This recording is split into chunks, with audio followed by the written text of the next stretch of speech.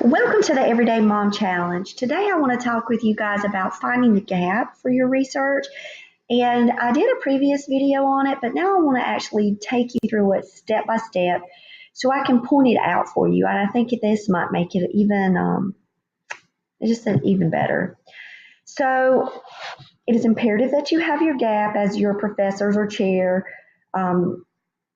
they keep reiterating this. So what does that really mean? That means that as you've went through to build your literature review, you've started to identify patterns in the research. You've started to see what future recommendations are being suggested by the researchers in the field on the topic of study.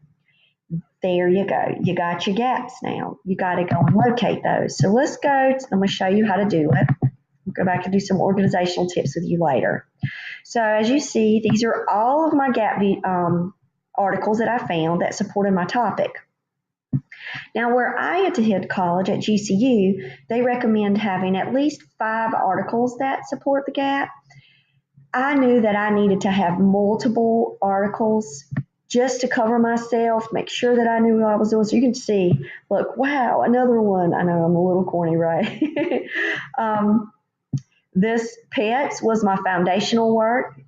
His work was from 2012. So I made sure that I started at 2012, yet I also went up through the years to find more current empirical articles that supported my research findings or supported my research. But he was always included because that showed the span of time. Okay, so I want to show you, so this one's from 2015. I want to show you what to do once, of course, you've read these through your lit review, but I want to show you where the gaps are. Okay, so I want you to look here. Now watch me. I'm going to try to do this and be all fancy, which I'm probably going to mess up. See this? Suggestions for further research. All right.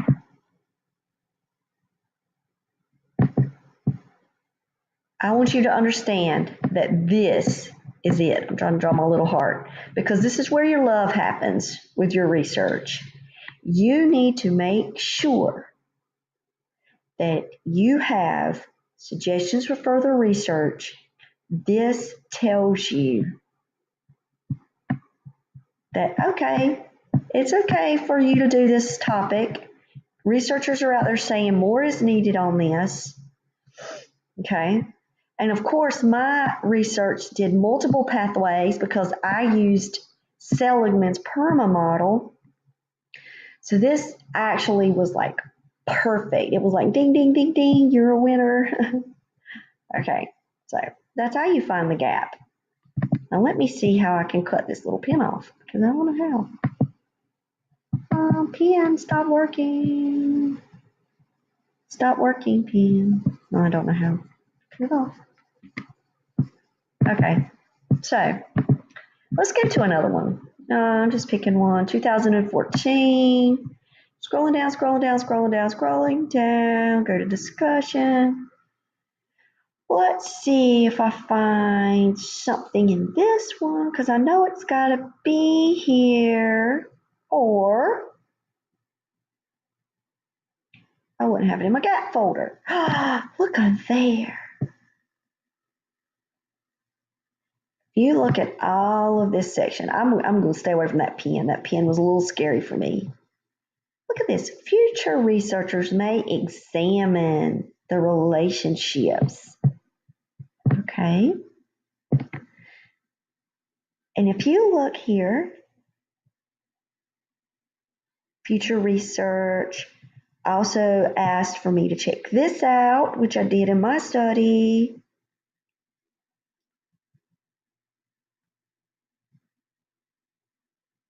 This also was what I included in my study. So, for example, it's asking me to look at the relationship between religiosity, spirituality, and well-being, and the mediators between those. So here, this also gives me the go-ahead to make sure that I include gender, race, age, denomination when I'm doing my demographic piece of my data collection. So that went right along with that one. And let me see if there was any other ones. Right here, this is what the focus of my study was, the EWB. Instead of hedonistic well-being, it was eudaimonic well-being. So future research may consider adopting EWB as a criterion, and that is exactly what I did. So the meaningfulness and the EWB was supported also by the PERMA model and the well-being theory and flourishing from Dr. Seligman. And if you look up here, this one is 2014. It meets my 5-year criteria. And you also have to consider, it takes about a year for all of this work to play itself out. So if you pick something that's like borderline, it's a little sketchy. So, I still had until 2019 on this work to be able to say that my gap was supported.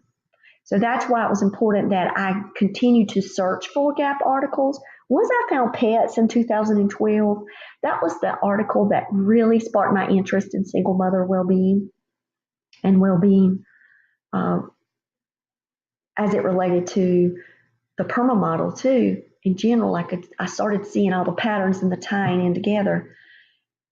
But I could have just used 2012. That wouldn't have worked.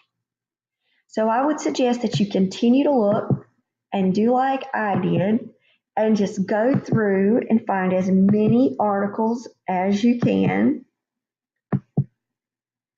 And then when I found pets once, then I found pets again. You just keep going. I love the work by Kroc as well.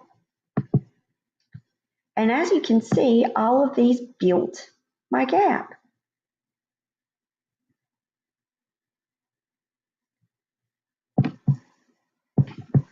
I hope that the alignment is clear here, because once you have the gap, that also means that you do your research questions based on that gap, your problem statements are on that gap.